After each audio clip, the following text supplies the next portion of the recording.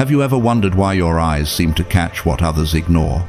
Why you can step into a room and immediately feel the hidden tension no one else dares to name? Why even behind the brightest smile, you can see the storm someone is desperately trying to hide? This isn't by accident. This isn't random. This is the mark of the chosen. God has wired you differently. He sharpened your vision, not just of the natural world, but of the unseen realm. Where others see the surface, you see the soul. Where others get lost in distraction, you discern the truth behind the mask. It's not a burden. It's evidence that heaven trusted you with eyes that expose what no one else dares to see. And because of that, your path will never be ordinary. You won't be fooled by illusions, and you won't be trapped by lies.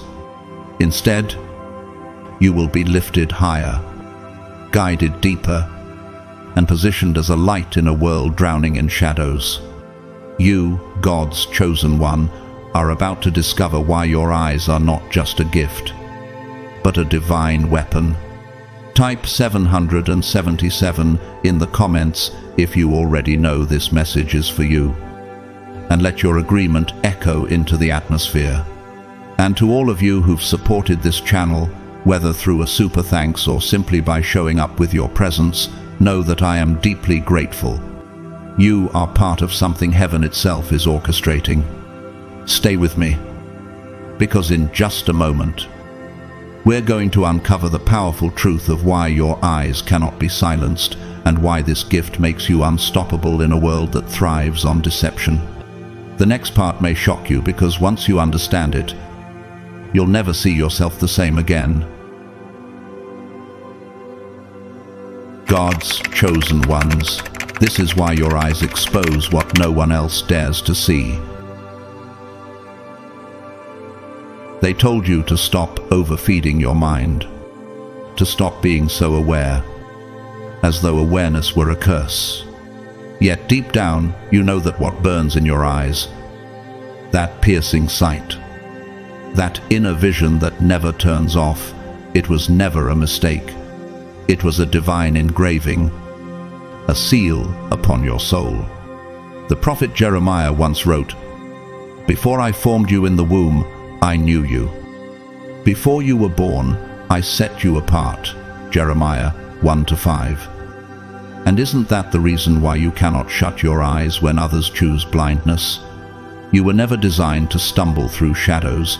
You were designed to walk ahead of the crowd, to pierce veils no one else dares to touch.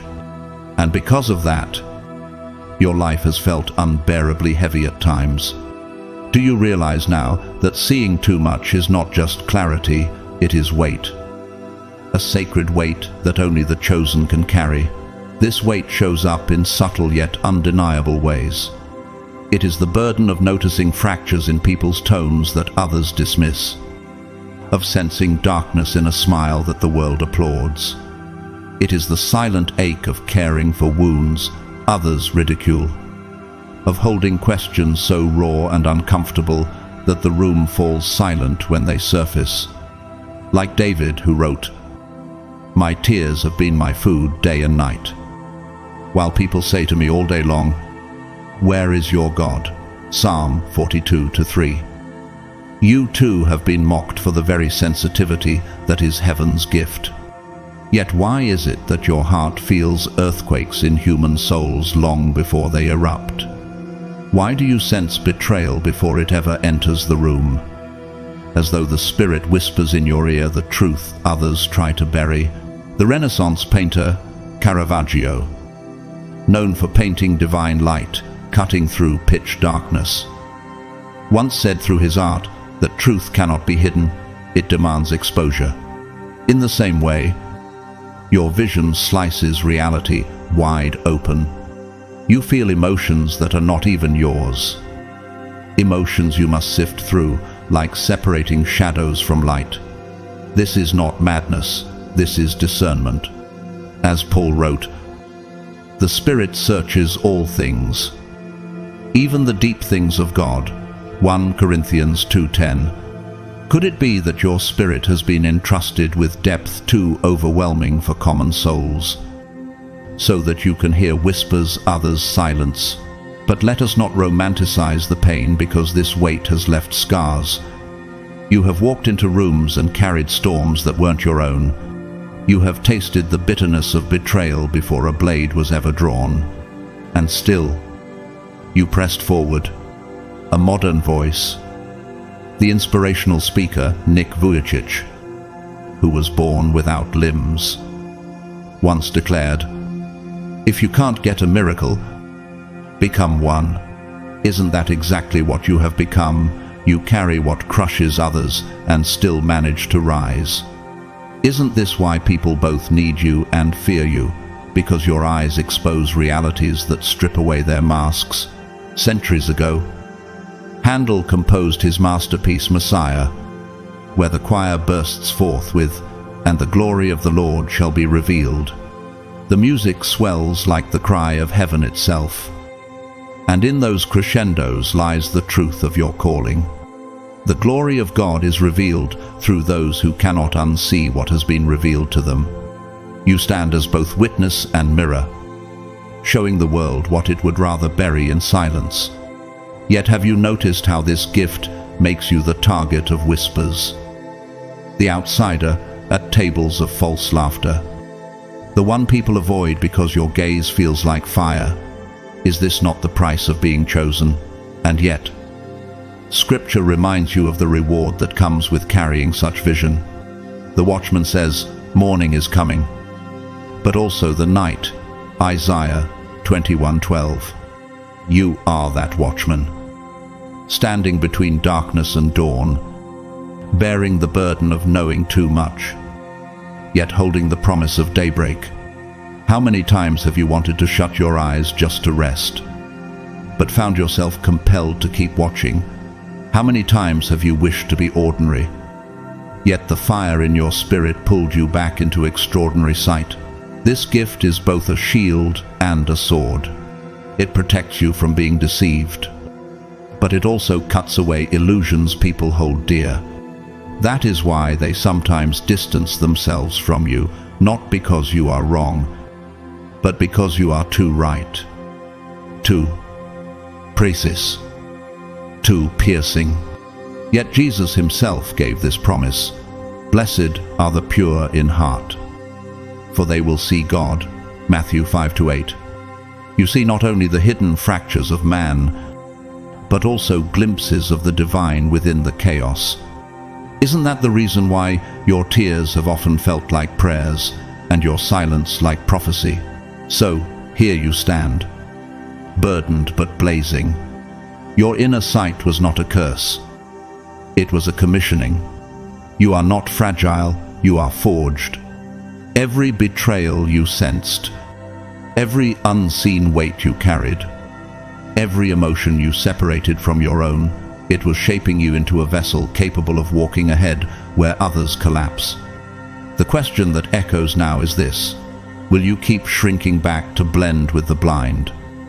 Or will you rise and step into the role your sight demands? The hour is late. The shadows are thick, but your eyes are fire. Rise, chosen one, and walk in the authority of the vision God gave you. This is not the time to silence your sight. This is the time to stand. That piercing sensitivity you carry is not fragility, it is a calling.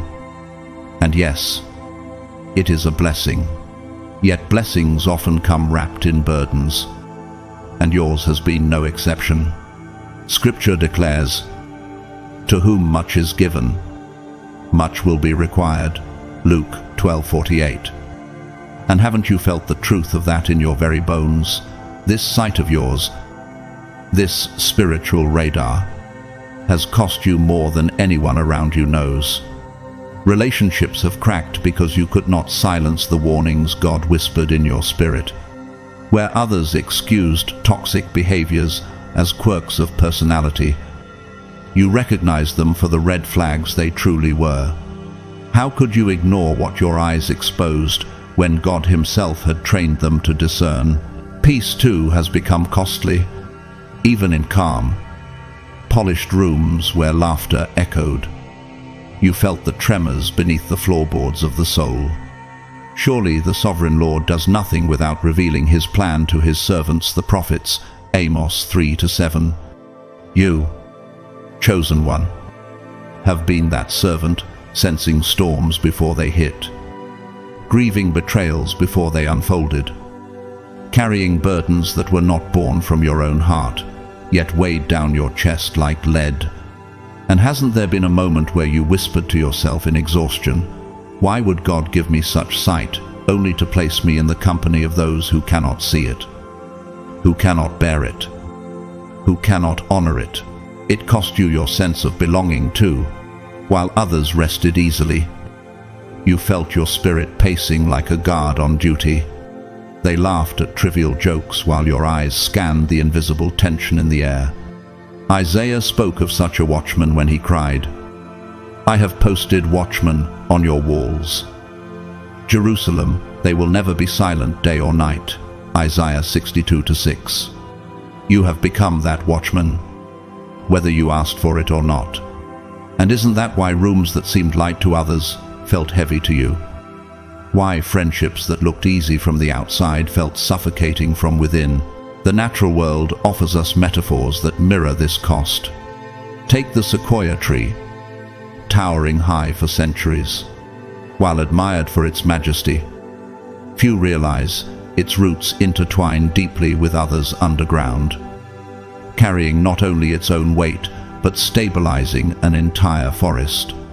Your sensitivity functions the same. It sustains not just you, but those who lean unknowingly on your vision. And yet, does the sequoia not sometimes stand lonely, towering above others, exposed to storms that smaller trees never face? History too provides warnings of what happens when sensitivity is twisted. Think of Nero, the Roman emperor. His perception of weakness in others could have been a tool for justice, but he let paranoia corrode his vision. Instead of discernment, he chose destruction, burning cities, persecuting the innocent, and leaving his legacy drenched in blood and shame. This is the fate of those who weaponize sight for self, not service. Doesn't your story reveal the opposite, that your eyes, though heavy with cost, were meant for healing, for protection, for carrying revelation into places starved of truth? You may have asked in quiet prayer, "How long must I carry this burden?" Yet God answers through Paul's words, "My grace is sufficient for you, for my power is made perfect in weakness." 2 Corinthians 12-9. Perhaps your sensitivity has not been weakness at all, but the very altar where God displays his strength. And still, the question pierces, how long will you continue to treat your sight as a curse when heaven calls it a mantle? How many more rooms will you scan, doubting the gift, when God already entrusted you with eyes that pierce deception? Your journey is not isolation for isolation's sake. It is preparation. Just as Elijah despaired beneath the broom tree, crying that his mission was too much, God whispered not in the fire or earthquake, but in the gentle whisper, 1 Kings 19:12. And isn't that the pattern of your own life, that the loudest confirmations of your calling have come not through applause, but through the still, undeniable whisper within your spirit? So here lies the truth you cannot run from. Your hypersensitivity is heaven's security system placed inside you. It is the cost of your mantle, the reason your presence shifts rooms, the very reason you have walked lonely roads while others partied. You were not made to blend in, you were made to guard, to carry, to reveal. And if that means carrying a weight others mock, so be it. The hour demands it. The world shakes. Masks are slipping. Storms are forming, and your eyes are ready. Rise, chosen one. No more shrinking. No more apologizing. Your sight is sacred, and the time has come to stand in it fully. He was never training you to blend into the background. He was chiseling you to stand like a pillar of fire, to lead spiritually where others collapse. As Scripture affirms, you are the light of the world. A city set on a hill cannot be hidden. Matthew 5:14. Your vision was not designed for camouflage, it was designed for elevation. And yet, haven't you wrestled with the thought, why do I carry so much clarity when the world prefers denial? Why does my heart feel the tremors of truth long before others acknowledge the quake? You have been told you see too much. But the reality is this: you see precisely what others have been avoiding for years. You catch the fracture in a tone, the shadow behind a smile, the wound hidden behind loud laughter. For nothing is hidden that will not be made manifest, nor is anything secret that will not be known and come to light. Luke 8:17. Isn't that exactly why you have been misunderstood? People prefer darkness when your very presence forces light into their hidden corners. This sight of yours has a rhythm, almost like resonance in physics, where one vibrating string sets another in motion. When souls around you are out of tune, your spirit feels it instantly. Isn't it haunting how your inner frequency seems to pick up what no one else dares to acknowledge? And yet, does that not prove that you are aligned to a divine wavelength? Paul reminded the church, the person with the Spirit makes judgments about all things. But such a person is not subject to merely human judgments. 1 Corinthians 2:15. Could it be that your sight isn't excess, it's precision, tuned to heaven's architecture? Think of how architects design cathedrals with arches that carry immense weight, yet distribute pressure so perfectly that the building endures for centuries. Your spirit has been constructed in the same way, bearing truths that would crush another, yet distributing the weight through prayer, through silence, through obedience. But here's the piercing question: how long will you keep hiding your structure, pretending you were built like an ordinary house when you were forged as a cathedral of vision? The cost has been alienation. Yes, but the proof of calling is not comfort, it is endurance. As Paul declared, we are hard-pressed on every side, but not crushed, perplexed, but not in despair. 2 Corinthians 4-8. You feel early, you feel deeply, and you carry honestly. That is why betrayals slice deeper into you than into others. That is why your silence at times has screamed louder than shouts. Have you noticed how often your discernment has saved you from snares others walked straight into? And yet, do you still question whether this gift is a blessing or a burden? The testimony of ordinary lives reveals the truth. Daniel, a humble baker from a small village, once shared how he always sensed when danger lingered over his family. One night, despite no visible signs, he urged his children to sleep outside rather than in their wooden house. Hours later, a fire spread from the neighbor's barn, consuming everything, but his family survived. When asked how he knew, he simply said, "I felt it in my bones, like God tugged at me." Isn't that the same pull you have felt countless times? The silent nudge you carry daily? And history itself echoes this pattern. Moses was misunderstood when his face shone after encountering God, so much so that people trembled to approach him. Yet the word records. When Moses came down from Mount Sinai, his face was radiant because he had spoken with the Lord. Exodus 34-29. Misunderstanding is not proof of delusion, it is proof of encounter. You too have been radiant with truths others refused to face, and they misnamed your glow as strangeness. But what if their rejection was only confirmation of your calling? So stand firm. Chosen one, Your sight is not excess, it is evidence. Evidence that you were set apart. Trained not for applause but for impact. Not to fit in, but to rise. The time for shrinking into silence is over. The misunderstanding of others is no longer your prison. Your eyes, tuned to God's frequency, are your mantle. Rise now. Carry the vision with courage and step into the leadership heaven already declared over you.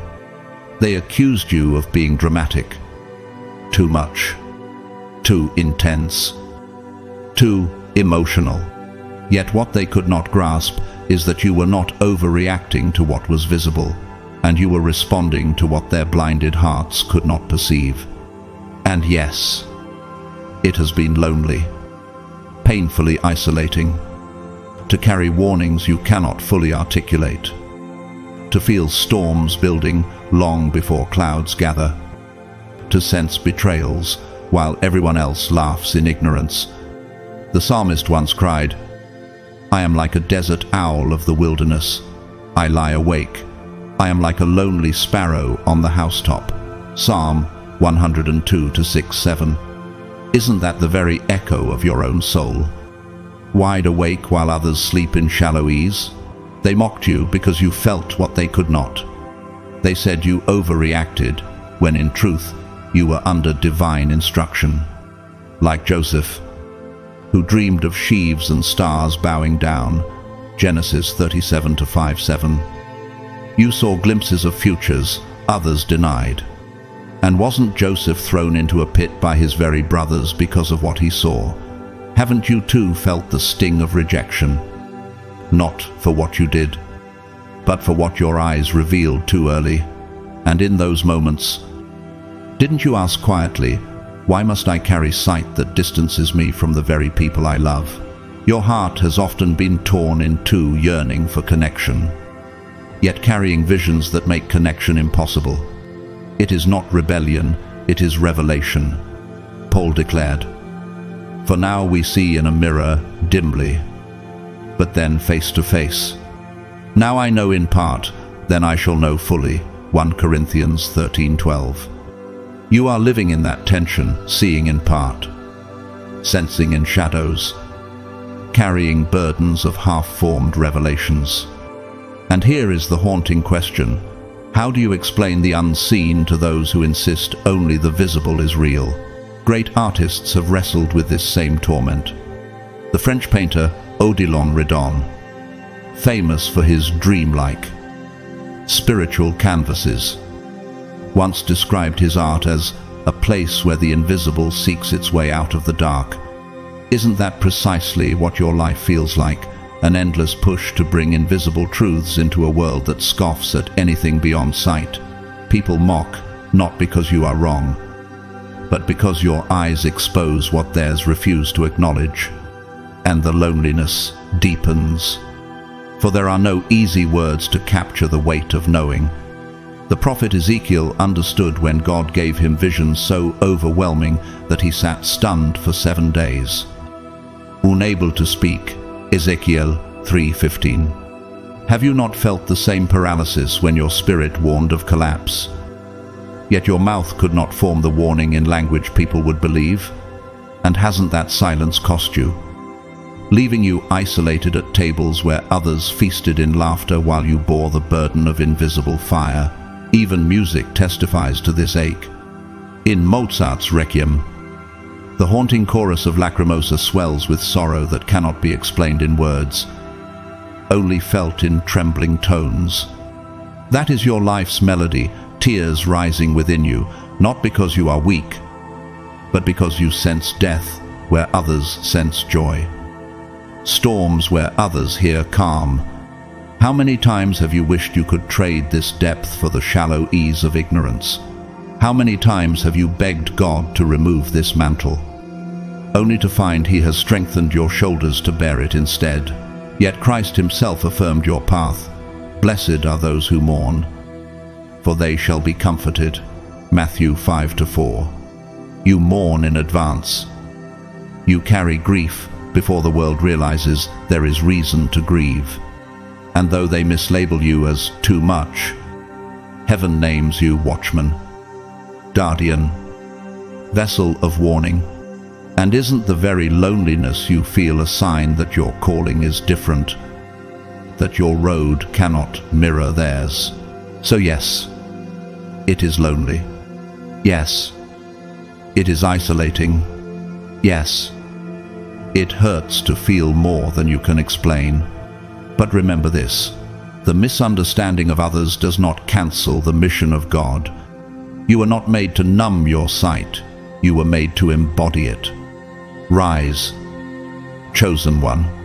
Wear the name they mocked as a crown. What they called too much was simply the measure of heaven inside you. And it is time to stand unashamed in it, to walk into a room and feel your body tense, as though your very bones know something your mouth cannot yet articulate. This is not paranoia. It is discernment. It is the Spirit's whisper carved into your nervous system. An echo from heaven vibrating through your flesh before words can take shape. Scripture reminds us, the discerning heart seeks knowledge, but the mouth of a fool feeds on folly. Proverbs 15:14. What others dismiss as fear, God names as vision. And what they call anxiety is often the gentle alarm of divine wisdom. And isn't it striking that the very moments you felt out of place were the very moments your spirit was guarding you from traps laid in silence, steering you away from devastation you could not yet explain? If this is true, then could it be that your discomfort was never weakness but the first proof of your protection? Discernment is heaven's assignment, not a flaw. You were entrusted with a radar most people cannot fathom, a radar that scans beneath words and gestures, picking up what eyes cannot catch. Jesus himself said, "Behold, I am sending you out as sheep in the midst of wolves. So be wise as serpents and innocent as doves." Matthew 10:16. Could it be that your unease in certain rooms, your inability to relax where others laughed, was not overreaction but obedience to that call of wisdom? And how many times did you wonder, why does my heart scream warnings when everyone else seems blind to danger? And why am I the one who always carries the unseen tension no one else dares to admit? The more you replay those moments, the clearer it becomes. Your spirit has always been ahead of the crowd, even when you tried to silence it for the sake of belonging. The image remains powerful, a solitary figure standing on a mountain while crowds linger in the valley. From that height, vision stretches farther. Danger is spotted earlier.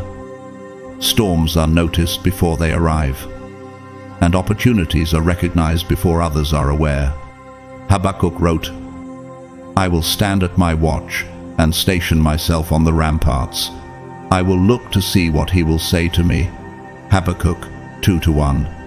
That is your stance, standing on the ramparts of destiny, elevated not for pride but for perspective.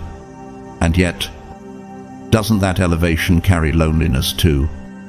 The ache of being misunderstood by those who cannot climb with you, or who call you arrogant when you are simply awake.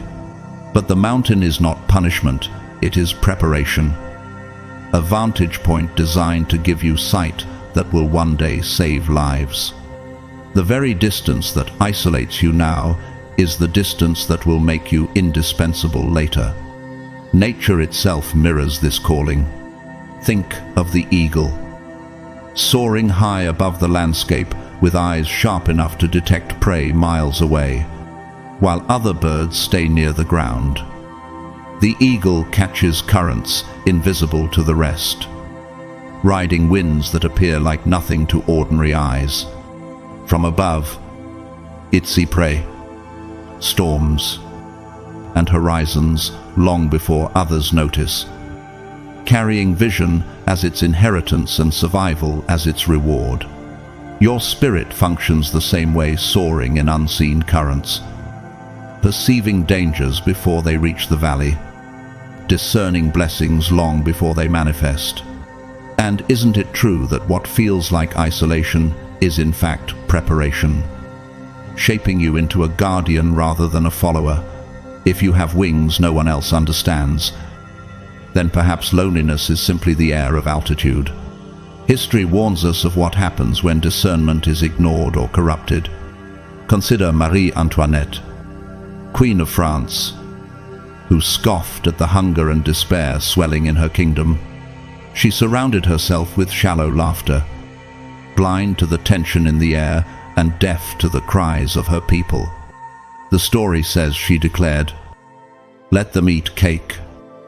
And within years, the guillotine answered her blindness with blood. This is the price of ignoring discernment, the cost of pretending peace when storms roar at the gates. Doesn't her downfall reveal why your gift, though heavy, is essential for survival, not only for you, but for those entrusted to your watch? Discernment is not a luxury, it is life or death. And the world has always paid dearly when vision was dismissed. David, too, understood the loneliness of sight. When he walked into battle against Goliath, others mocked him as naive, untrained, and unworthy of the fight. Yet David declared, "The Lord who rescued me from the paw of the lion and the paw of the bear will rescue me from the hand of this Philistine." 1 Samuel 17:37. While soldiers trembled, David discerned victory hidden in the shadow of defeat, seeing what no one else dared to imagine. How many times have you carried the same burden, seeing victory while others only saw giants, sensing danger while others only saw parties? And in those moments, didn't you realize that being misunderstood is often the price of carrying truth too early? What looks like arrogance to others is often revelation wrapped in courage. And here lies the piercing truth. God trusted you with this.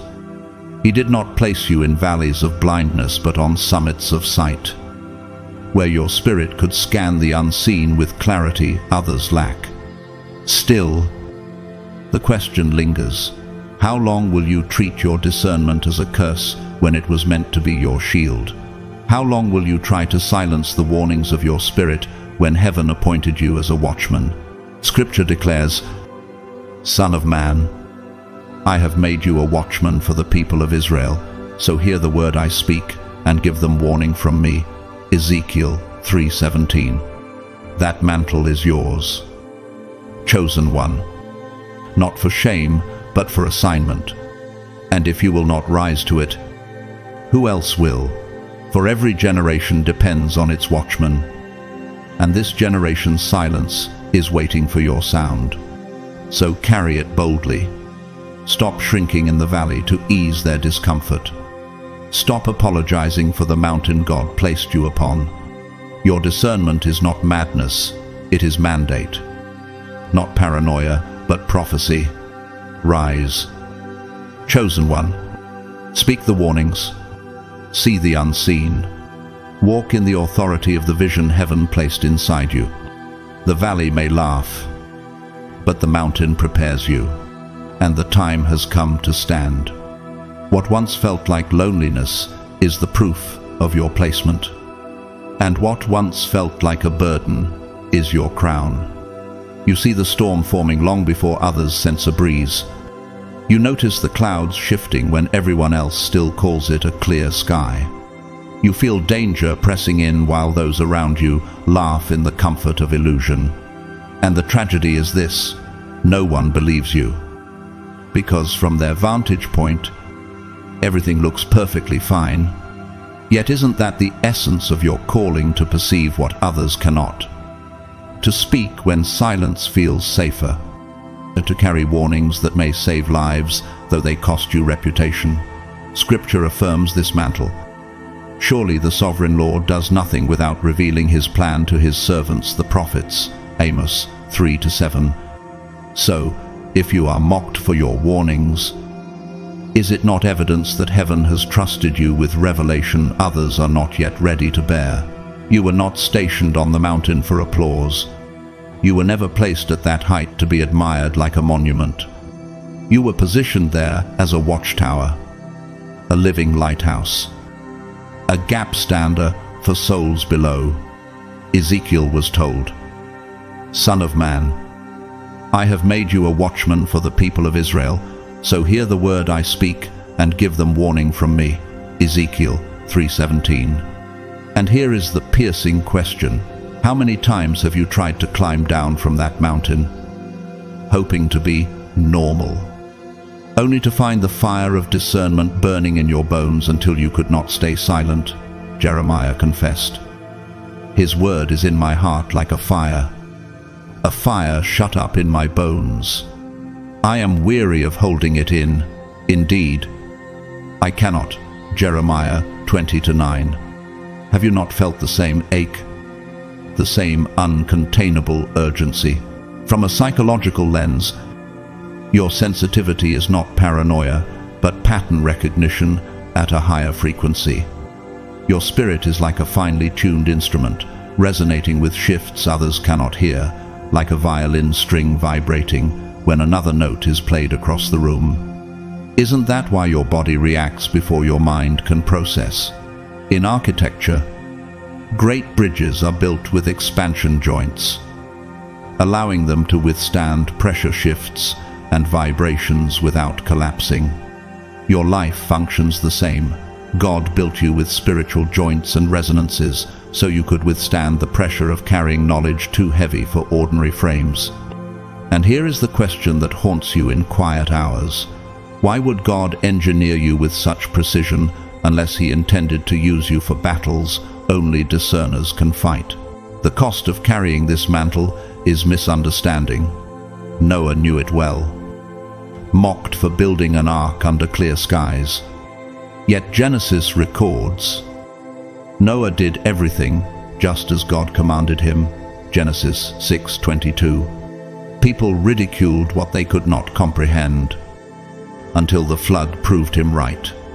Doesn't Noah's story mirror your own labeled foolish for seeing storms before they arrive, only to find validation too late for those who dismissed you? And isn't the loneliness of foresight both your greatest burden and your clearest proof of divine trust? Ordinary lives. 2. Whisper this same pattern. Miriam, a young nurse in a rural clinic, once felt an inexplicable urgency to check on a patient discharged as healthy. Against protocol, she returned to his home that night and discovered his condition deteriorating rapidly. Her insistence saved his life. Later she said, "It wasn't logic, it was a pull inside. Like God wouldn't let me rest." Isn't that the same pull you've carried? The silent push to act while others insist nothing is wrong. How many times has your obedience in small nudges prevented disaster unseen by those around you? And yet, the pain of being unheeded remains. You see what they cannot, and they call you alarmist. You sense what they deny, and they call you dramatic. But Christ himself warned, "Watch out that no one deceives you. For many will come in my name. You will hear of wars and rumors of wars. But see to it that you are not alarmed." Matthew 24:4-6. Your warnings are not hysteria, they are assignments. And if people reject them, it is not your failure, it is their refusal to climb. Still, doesn't the weight of being unheard make you long for relief? Haven't you cried out to God, asking why he would give you sight only to surround you with the blind? Yet this truth stands firm. You were placed on the mountain to guide, not to blend. You were stationed as a signal fire, not a silent spectator. The silence of others cannot cancel the sound of your assignment. The valley's ignorance cannot erase the mountain's revelation. So rise, chosen one. Stand in the gap with boldness. Bear the mantle without apology. Your eyes are not curses, they are compasses. And the time has come for you to stand not hidden, not silenced, but burning with the authority heaven gave you. And yes, it is lonely on the heights at times, but heaven surrounds you in that altitude where few can breathe. The silence you feel there is not abandonment. It is proof that the weight you carry is not ordinary. For the higher you climb, the thinner the crowd becomes. Scripture reminds us, He makes my feet like the feet of a deer.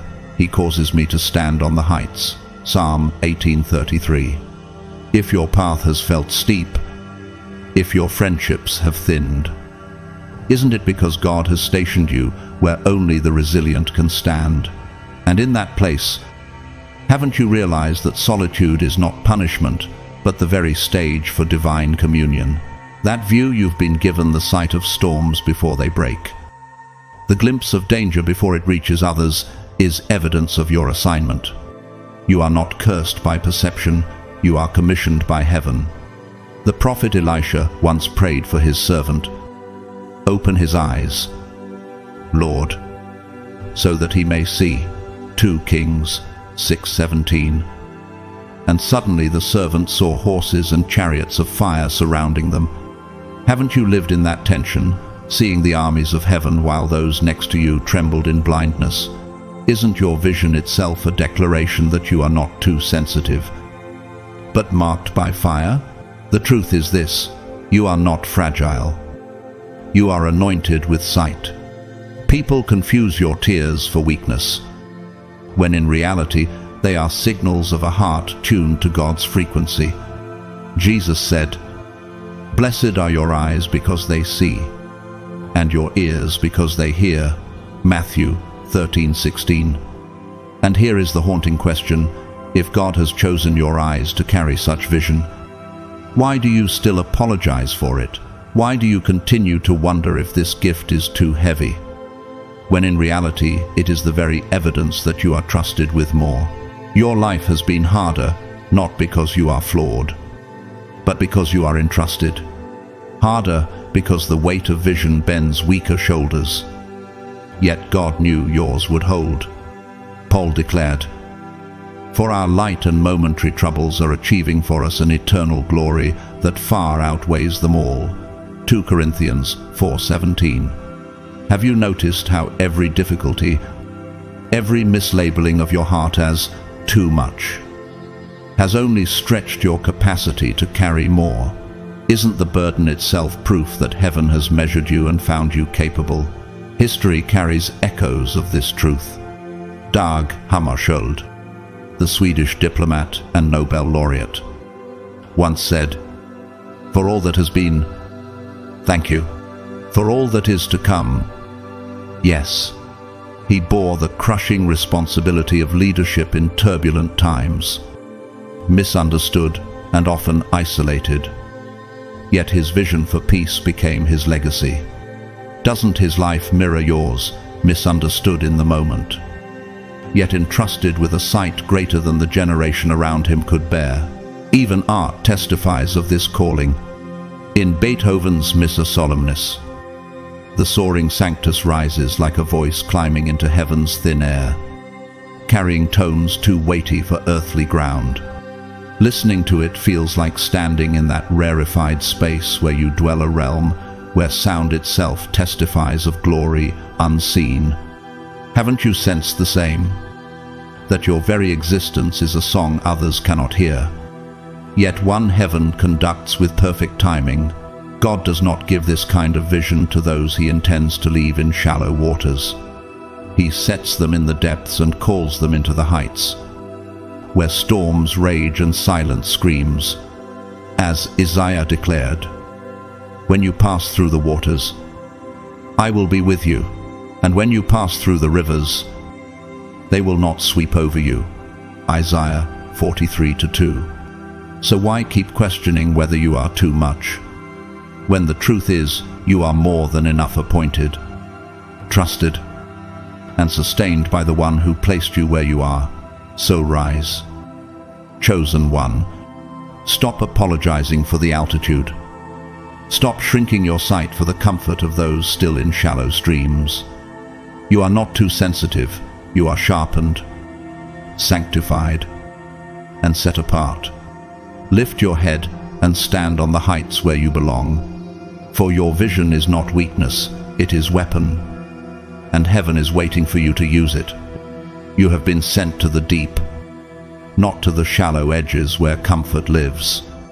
That is why your journey has been marked with battles fiercer than most, with prayers that feel heavier, sharper, and more urgent than those around you. Paul once declared, "The Spirit himself intercedes for us through wordless groans."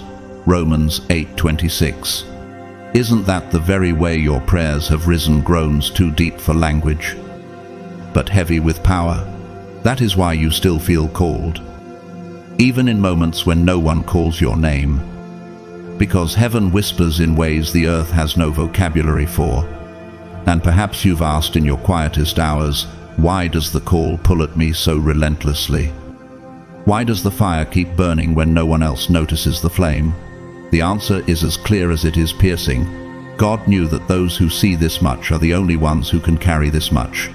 Let us pause and talk about your eyes, not their color, not their shape, but the unbearable weight they carry. Jeremiah once wrote, "For the eyes of the Lord range throughout the earth to strengthen those whose hearts are fully committed to him." 2 Chronicles 16-9. Haven't you realized that your gaze has become an extension of that very search? When people meet your eyes, they often flinch, not because you are intimidating, but because truth itself burns there. They sense exposure, as if their masks are slipping beneath the silent fire of your vision. And how many times have you watched people look away, uneasy under a stare that never meant to harm but only to reveal? Isn't that evidence that your eyes were consecrated as instruments of discernment rather than ornaments of appearance? Nature itself teaches us this mystery. The lanternfish, hidden in the abyss of the ocean, carries its own light to expose what thrives in darkness, while other creatures remain blind in the deep. The lanternfish survives by illuminating the unseen. Your eyes function in the same way, bringing hidden realities into light, exposing depths others cannot handle. But doesn't this make sense? If God sent you to the deep, wouldn't he also equip you with eyes strong enough to pierce it? And if that light unsettles others, is it not proof that they were never meant to rule the depths you were assigned to? History also reveals the danger of misused sight. Nero, Emperor of Rome, once gazed upon his empire, not with discernment, but with twisted delusion. While fires consumed the city, he played his music and laughed, blind to the screams of his people. His failure to see truth led to rebellion, chaos, and a legacy soaked in disgrace. Isn't that a stark warning of what happens when eyes refuse to carry responsibility?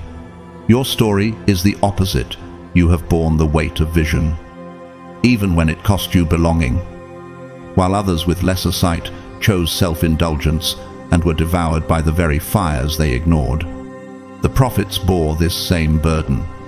Isaiah wrote, "Woe is me, for I am lost, for I am a man of unclean lips, and my eyes have seen the King, the Lord Almighty." Isaiah 6-5. His eyes unveiled glory, too overwhelming to articulate, and yet he still carried it for the sake of the people. Haven't you felt this same paradox, your vision both blessing and burden, both fire and weight?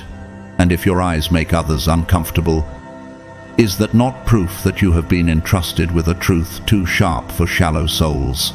Your gaze has never been ordinary. It searches deeper than the surface, piercing the silence, peeling back illusions.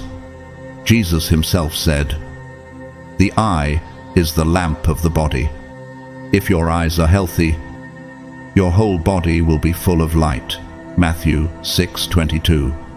And that is what your presence carries: light that exposes, light that heals, light that cannot be dimmed. But here is the question that lingers: will you keep hiding your eyes to protect their comfort? Or will you lift your head and let the light do what it was meant to do? So rise. Chosen one, your prayers are not weakness. They are artillery. Your eyes are not a burden. They are weapons of truth. Stop apologizing for the fire that lives in your gaze. Stop shrinking the light that God Himself placed within you. You were not sent to shallow waters, you were destined for the deep. And it is in the deep that your vision will not only expose but deliver. Rise. Carry the sight without shame, and stand as the one God trusted with what no one else could see. You are reading the patterns others refuse to notice, tracing the hidden designs behind human words and actions. You sense the fracture between what people say and what they secretly mean. And that very sensitivity is not an accident. It is part of your assignment. Scripture declares, "The Word of God is alive and active, sharper than any double-edged sword. It penetrates even to dividing soul and spirit." Hebrews 4:12. Isn't that what your eyes and spirit have done, piercing through surface speech to expose the hidden motives beneath? And yet, how many times have you asked yourself, why do I have to carry this double vision? Why can't I just hear words like everyone else without feeling the unspoken weight beneath them? You don't merely see events as they unfold, you trace the roots that cause them. You notice the cycles repeating across generations. You discern the soil that nourished the wound, not just the thorn that grew from it. Jeremiah was called to the same task when God asked, "What do you see, Jeremiah?" And he answered, "I see a branch of an almond tree." Jeremiah 1:11. God replied that this vision meant He was watching to fulfill His word. Your sight, too, is layered. It perceives both the symptom and the seed, both the wound and the whisper that birthed it. But doesn't that feel like a burden? When others are laughing while you are already grieving the consequence that hasn't even arrived yet. Psychology calls this hyper-awareness, a heightened ability to read micro-expressions and subconscious cues. But heaven calls it discernment.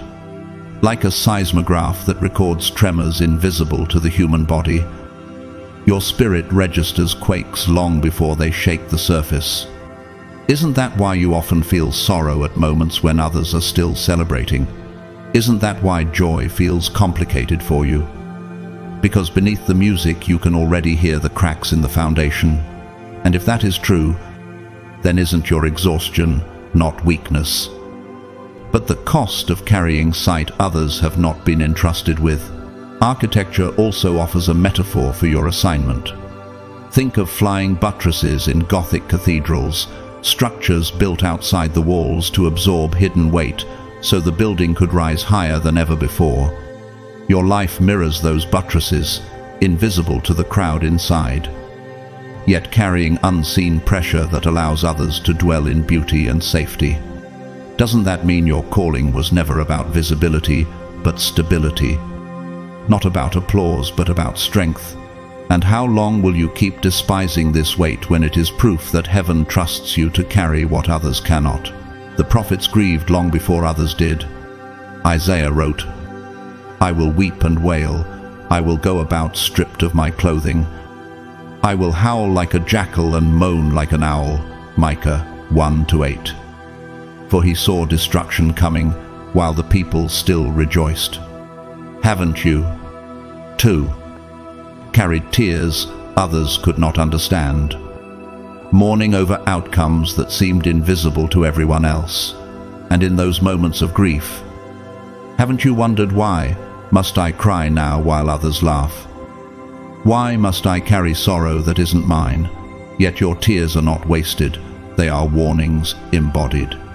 Ordinary lives testify to this same gift. Maria, a young teacher in a small town, often sensed when one of her students was hiding silent pain. She once described how she noticed a boy's forced smile, how his laughter felt hollow. She called his parents that same day, only to discover he had been contemplating taking his own life. Her sensitivity saved him. She said, "It felt like I could hear what he wasn't saying." Isn't that the same way your sight works, catching wounds unspoken? Saving lives no one else noticed were in danger, but the exhaustion is real. To see cycles of betrayal before they manifest. To grieve outcomes while others still dance.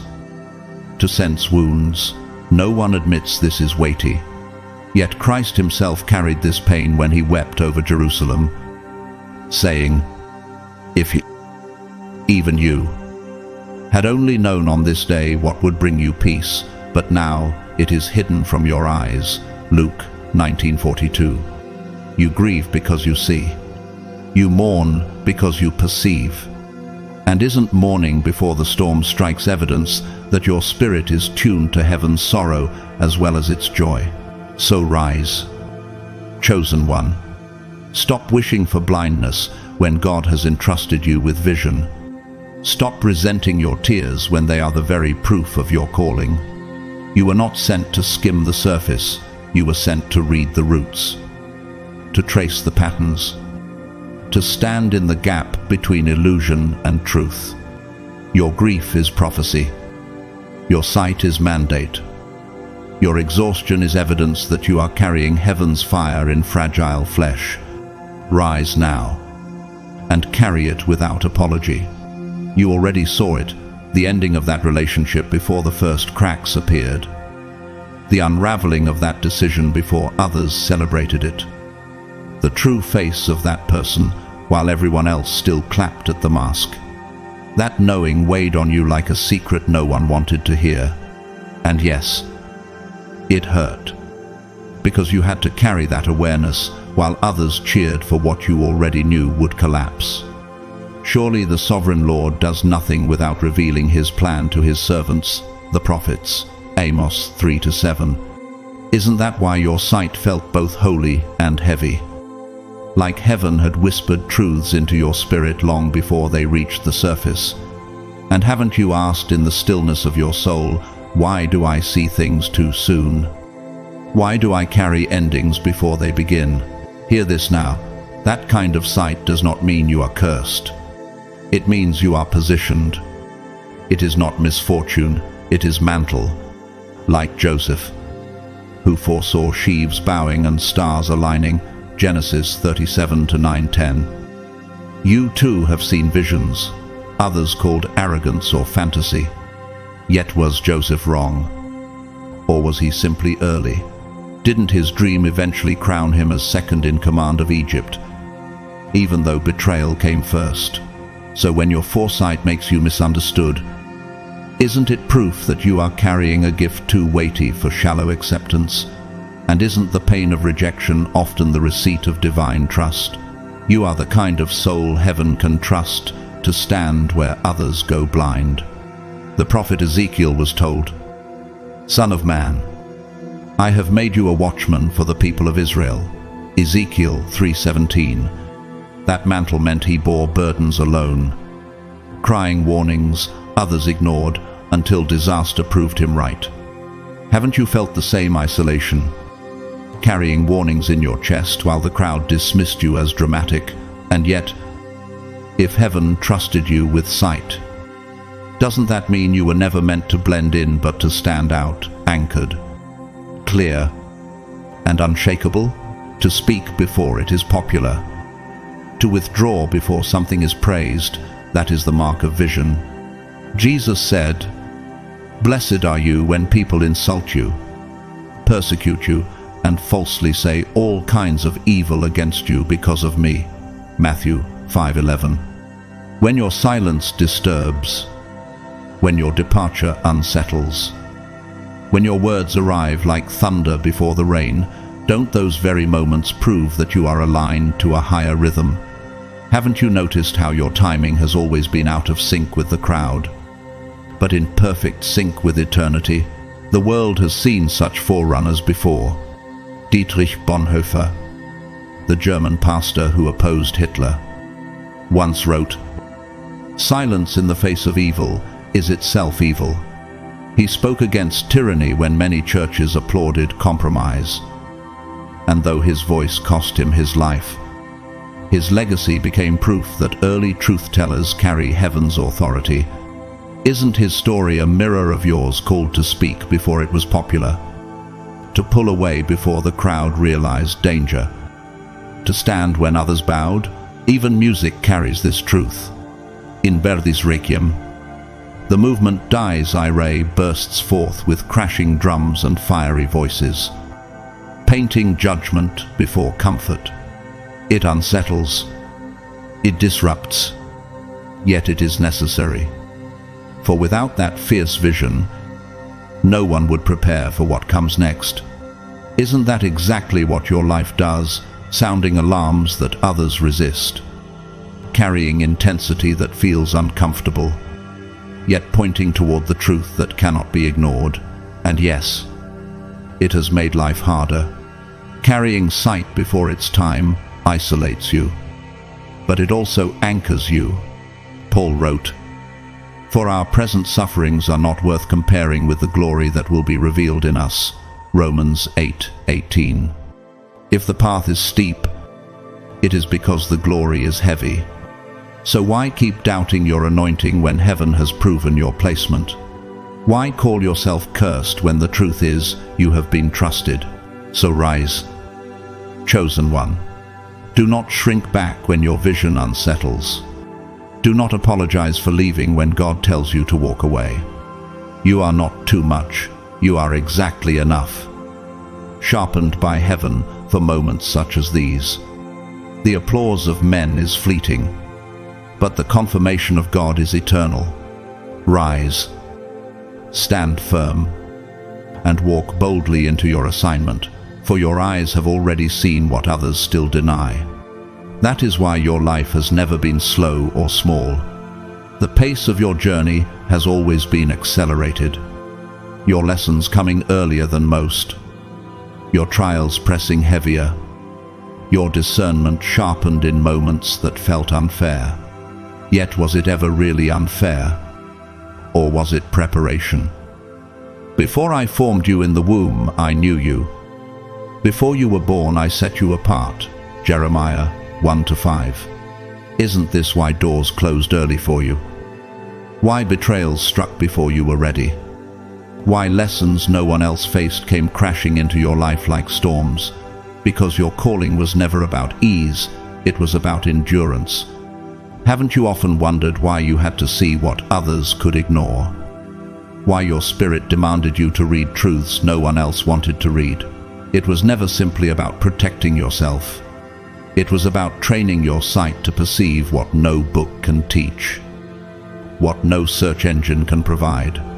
Call to me, and I will answer you, and tell you great and unsearchable things you do not know. Jeremiah 33:3.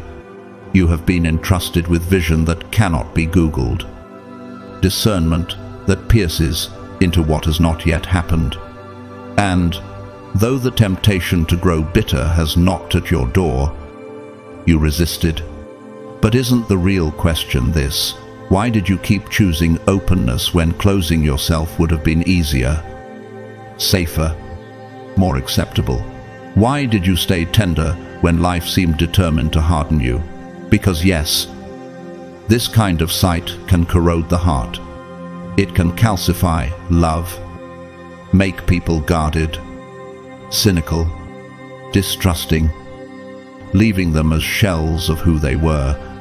Jesus himself warned, because of the increase of wickedness, the love of most will grow cold. Matthew 24:12. Haven't you felt that pull, the weariness of always seeing too much, the exhaustion of discerning motives that others deny? Didn't you sometimes wish for blindness just to taste peace again? And yet, even in that moment of weariness, Didn't something holy rise inside you, whispering that your gift was too sacred to corrupt? Nature itself testifies of this resilience. The olive tree, when struck and pressed, releases its richest oil.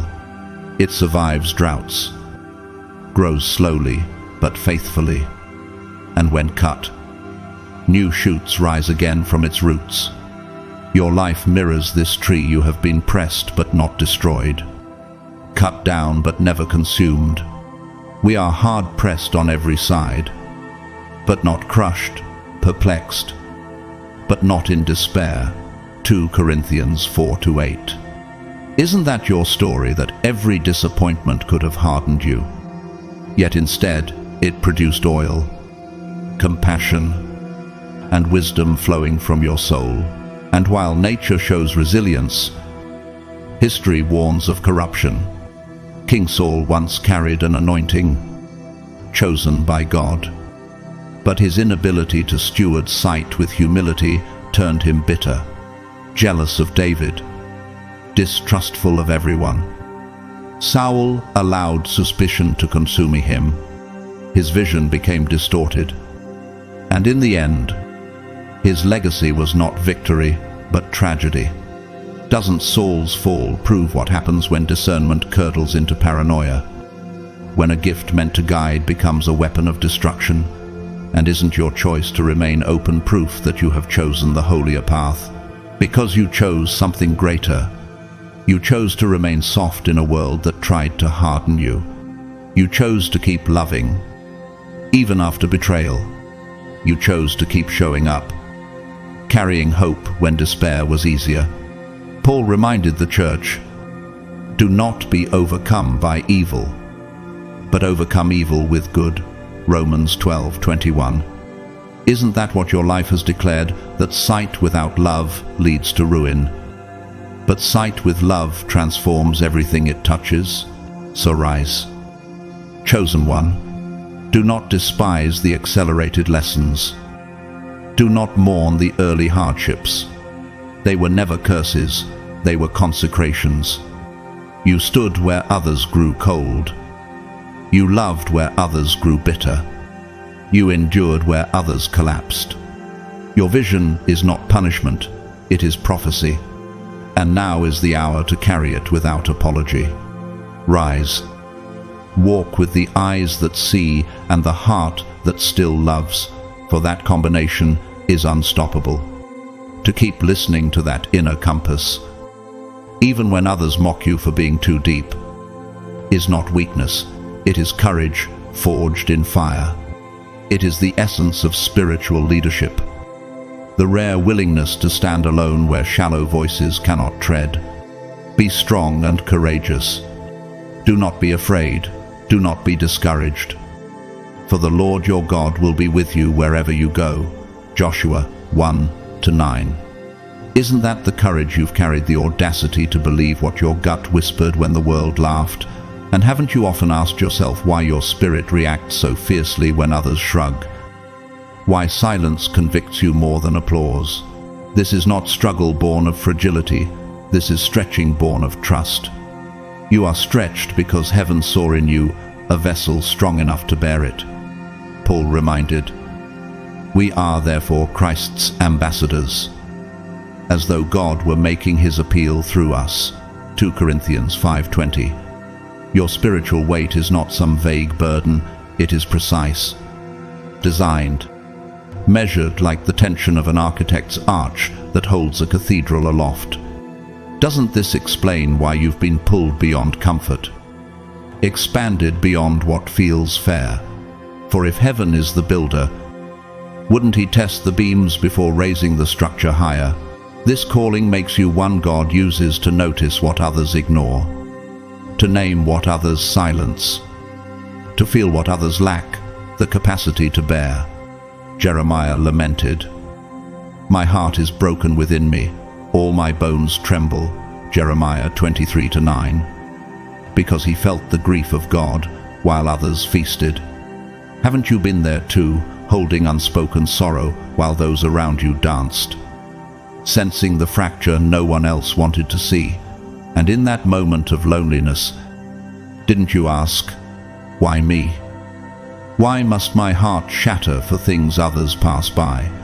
Yet your pain is proof of your alignment. This burden was never given for applause.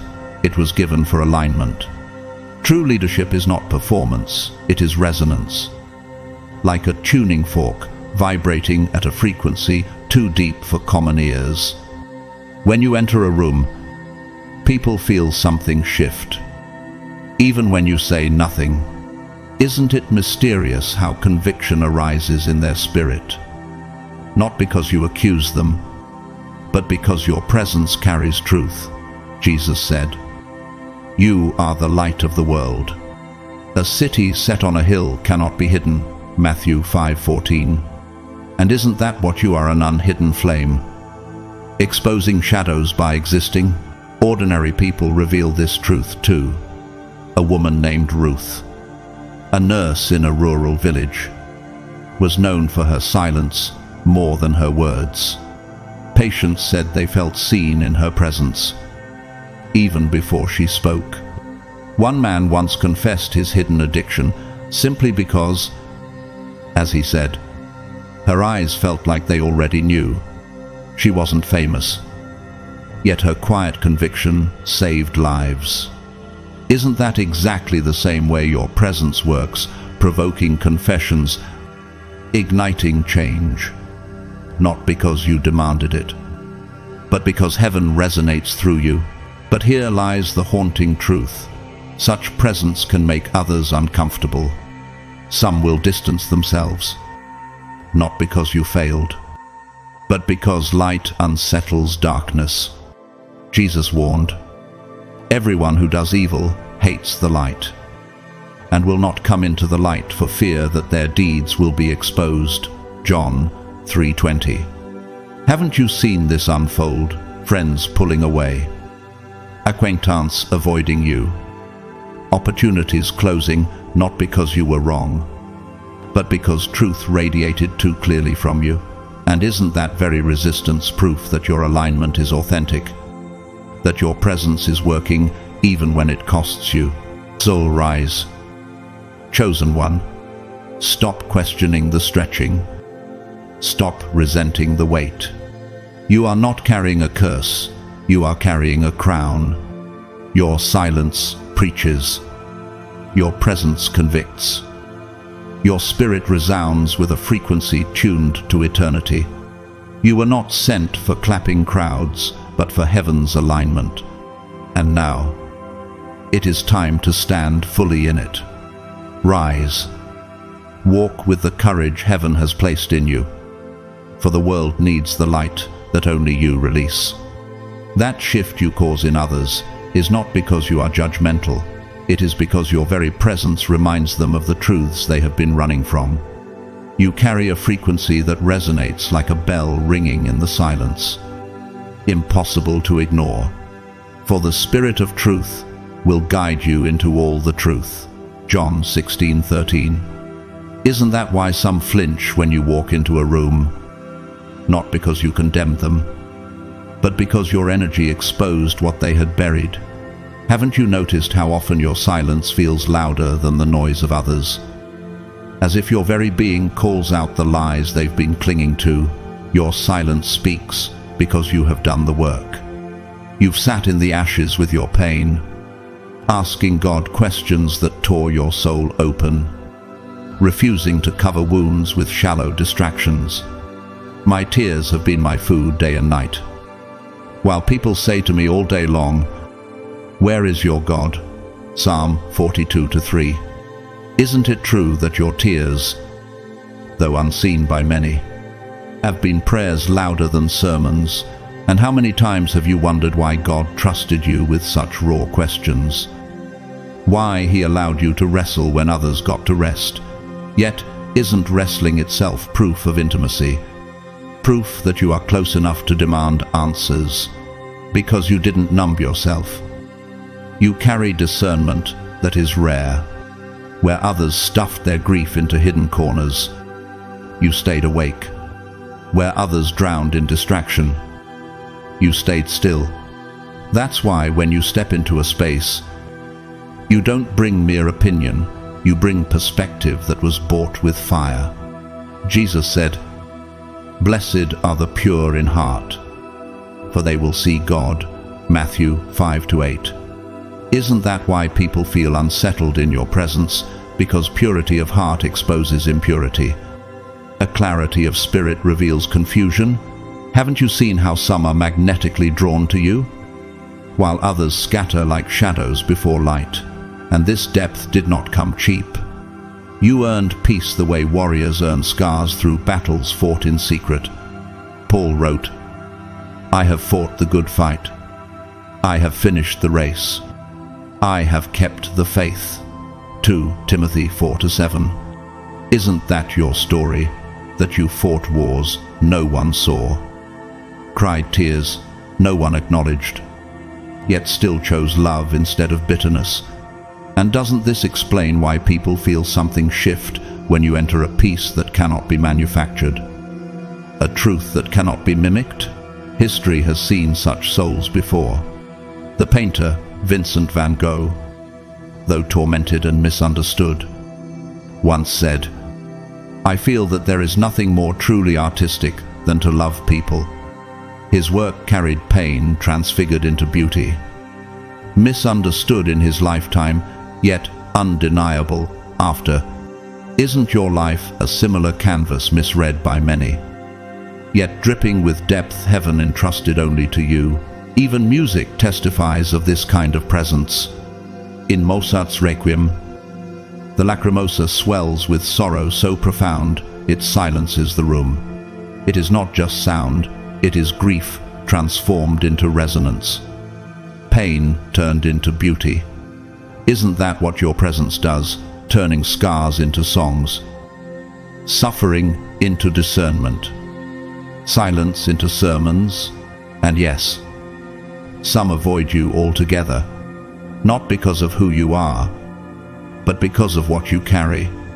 Jesus declared, "You will be hated by everyone because of me, but the one who stands firm to the end will be saved." Matthew 10:22. Haven't you felt that sting, the sudden distance of friends, the quiet suspicion of others, the avoidance that had nothing to do with your words but everything to do with your spirit? Yet isn't their avoidance confirmation that you are walking in alignment, that God placed in you a depth He knew you would never abuse? So rise, chosen one. Stop shrinking your frequency to make others comfortable. Stop dimming the truth because it unsettles shadows. You carry peace that was earned, discernment that was refined, love that was tested in fire.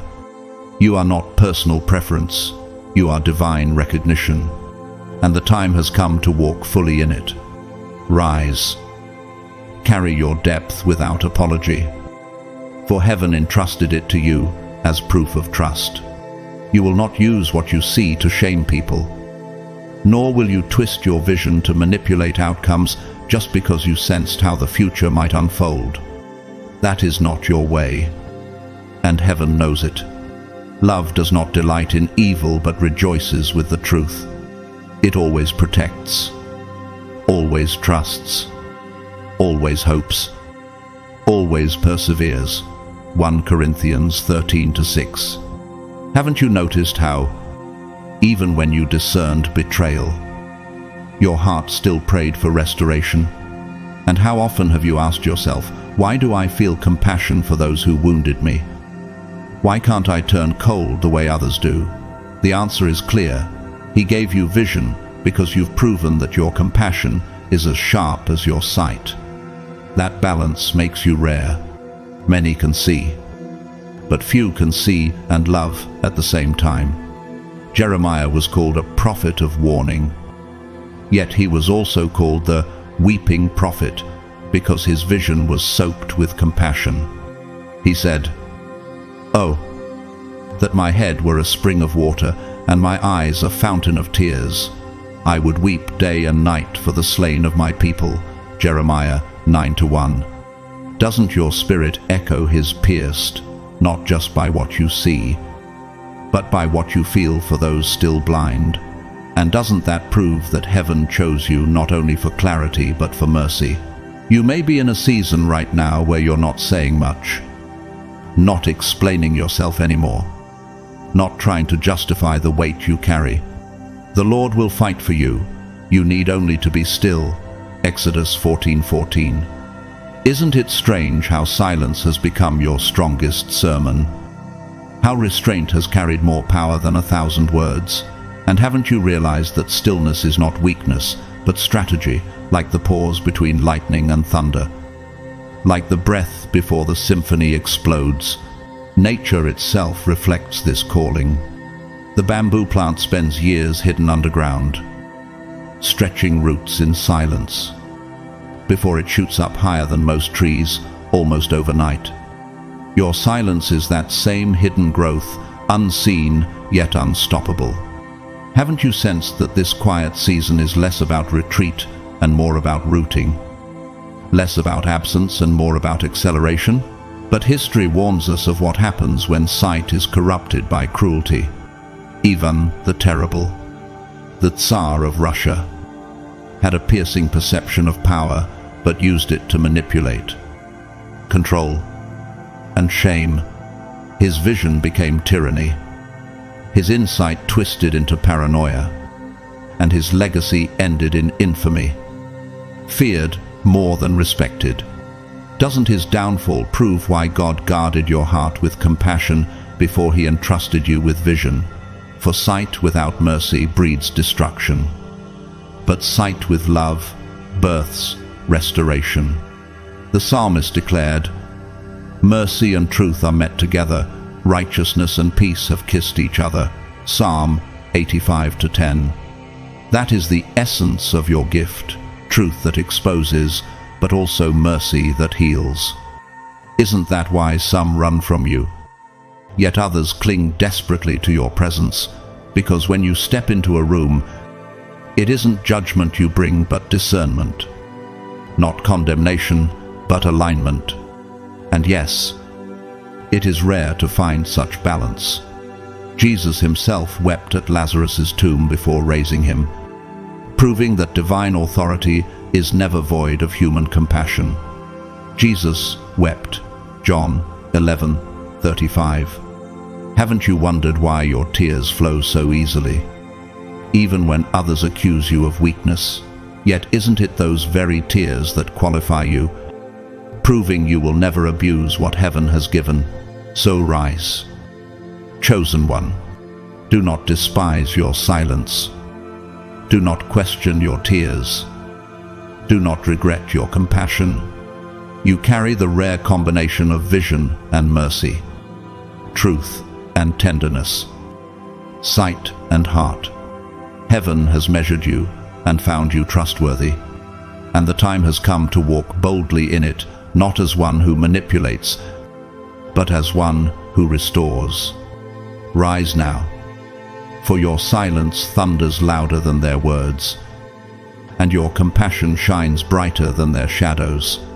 Not warning people who do not want to be helped, that is not failure. That is wisdom.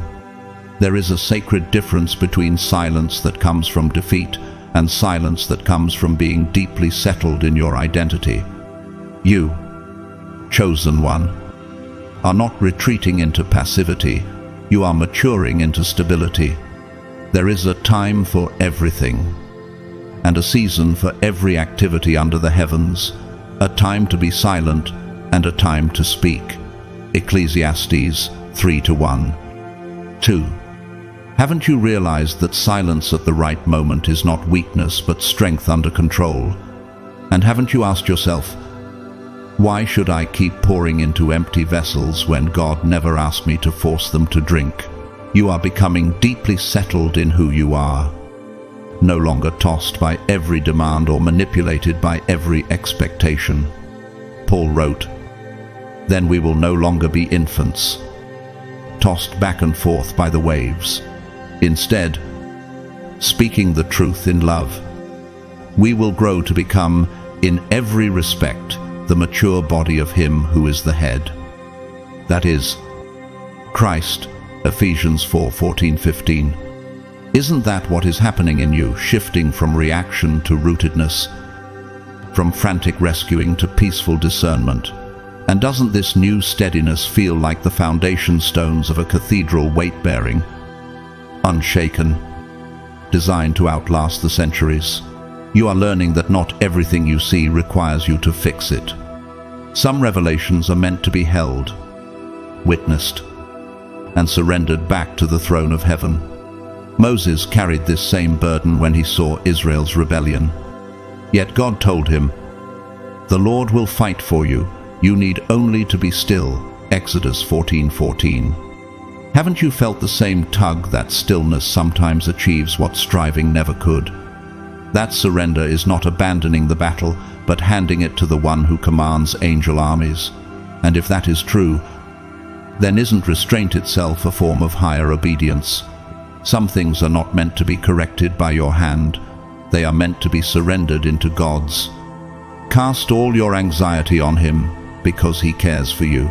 1 Peter 5-7. And yet, how many nights did you wrestle with the thought that if you didn't intervene, everything would collapse? Didn't you carry guilt for not doing enough? When heaven was teaching you that wisdom is knowing when to release what you cannot repair.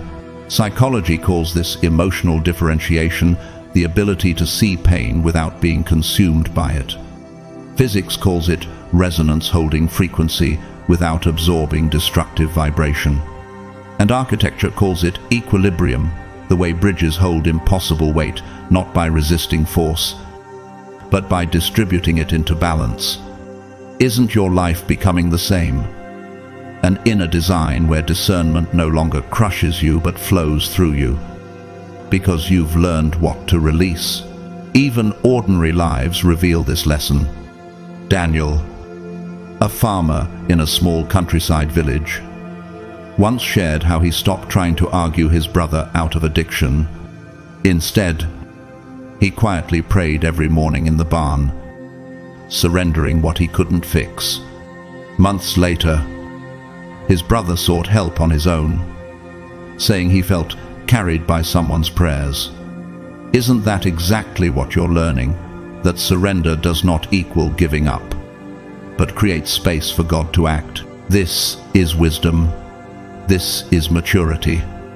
James declared, "The wisdom that comes from heaven is first of all pure, then peace-loving, considerate, submissive, full of mercy and good fruit." James 3:17.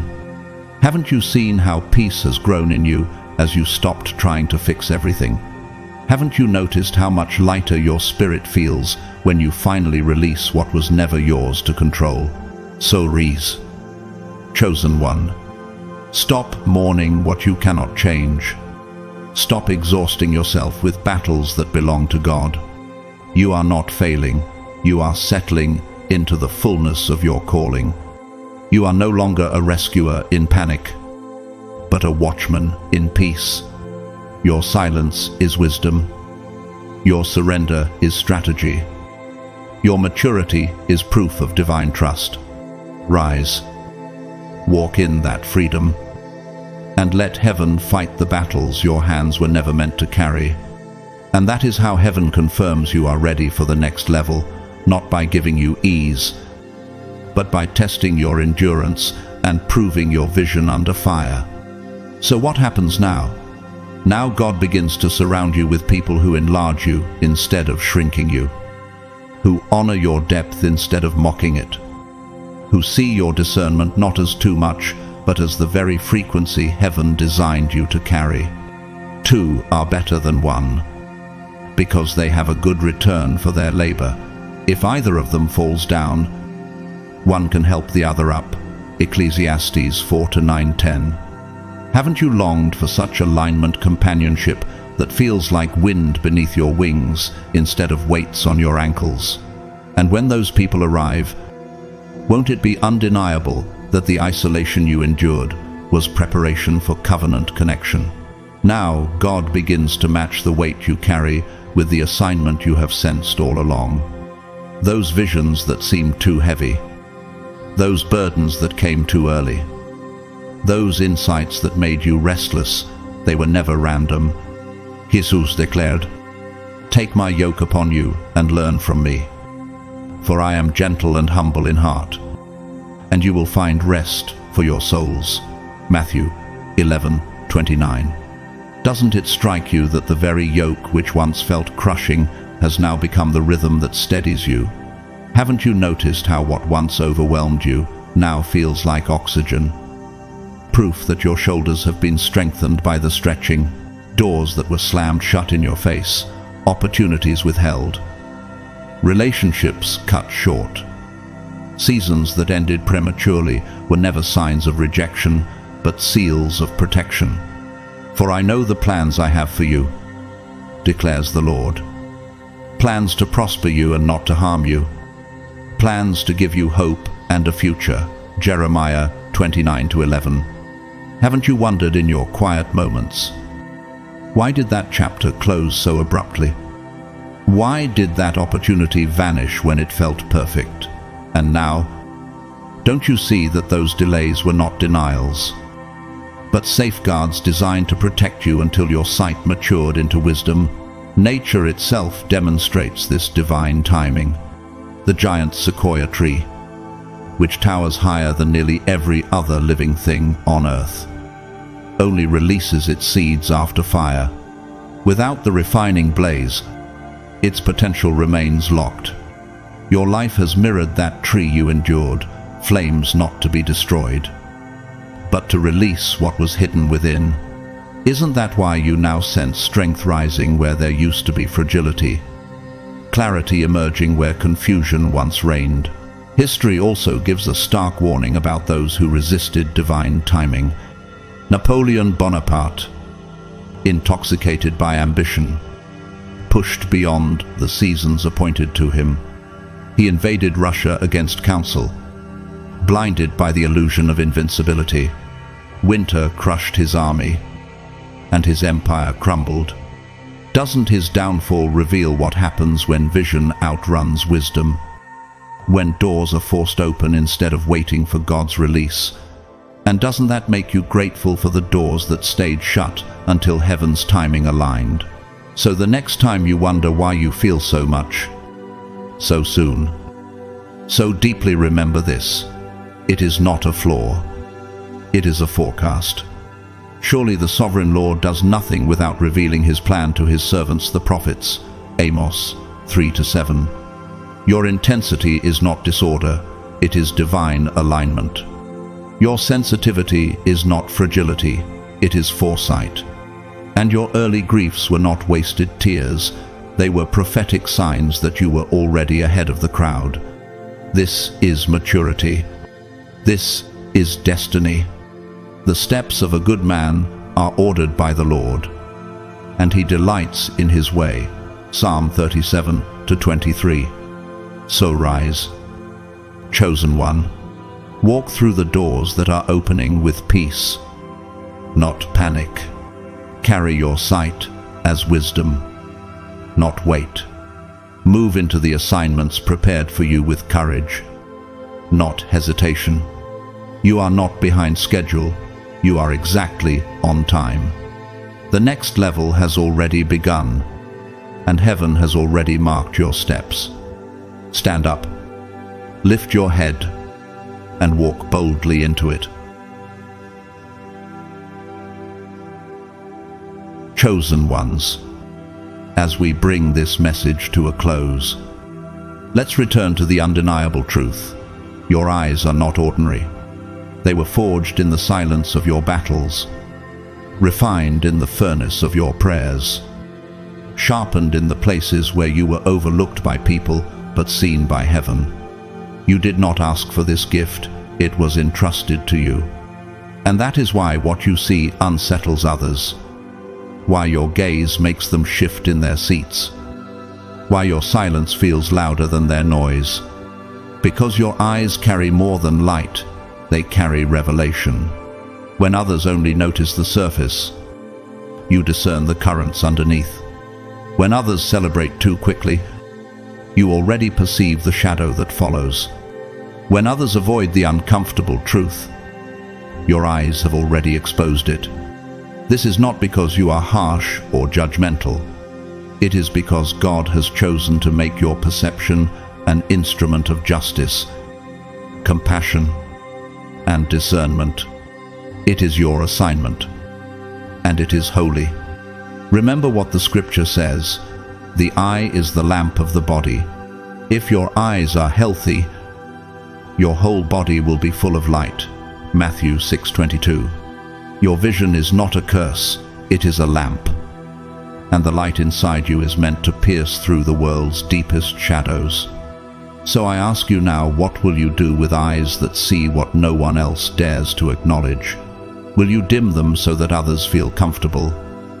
Or will you carry them as proof that heaven trusted you with clarity? Will you hide your insight to blend in? Or will you rise as the one God called you to be, guiding others who are blind to the approaching storm? Remember, Jeremiah was mocked when he warned the people, but his vision was the very thing that preserved those who listened. Your eyes make you a watchman, chosen to see ahead of the crowd, chosen ones. Don't mistake your isolation as punishment. It was preparation. Every time someone misunderstood you, every time they said you were too much, heaven was reinforcing your position on the mountain. You were not put there to be admired from afar, but to see what others cannot see, to cry when others are still laughing, to discern danger when others are still asleep. And yes, that calling is weighty.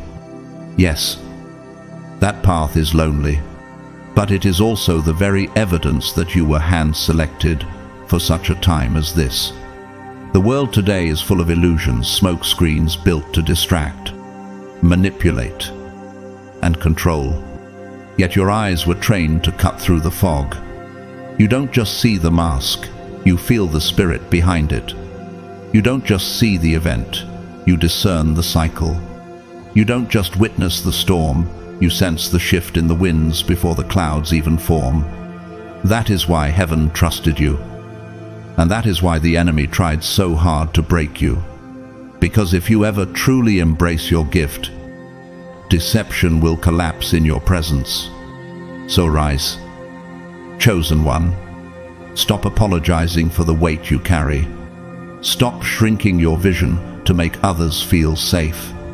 Stop doubting the timing of God's refinement in your life. Your eyes are not too sharp. They are perfectly aligned with heaven's focus. Blessed are the pure in heart, for they will see God. Matthew 5-8. Purity in you has birthed sight, and sight in you will lead to destiny. What you see is not for shame, but for transformation. Not to destroy, but to build. Not to harm, but to heal. And now, as this message draws to a close, I leave you with this call. Do not sit in silence anymore. Speak truth when God instructs you. Guard wisdom when God tells you to wait. And when the time comes, open your mouth and declare what your eyes have already seen. Your vision is not random, it is part of the kingdom's architecture. A design so precise that nothing you have endured will ever go to waste. If this word has resonated with you, I invite you to stand with this community of chosen ones. Press that like button. Share this message with someone who needs to be reminded of their sight. And subscribe to the channel so you never miss what heaven is pouring out here. And if you feel led to support through a super thanks, I am deeply grateful. But hear me clearly, whether you give or not, your presence, your prayers, and your hunger for truth mean more than you know. From the bottom of my heart, thank you for walking this journey together. May the Lord bless you and keep you. May His face shine upon you and give you peace. May your eyes remain open to see what no one else dares to see. And may your vision be crowned with courage, wisdom, and love. You are not alone. You are chosen, and heaven is with you. now and forever.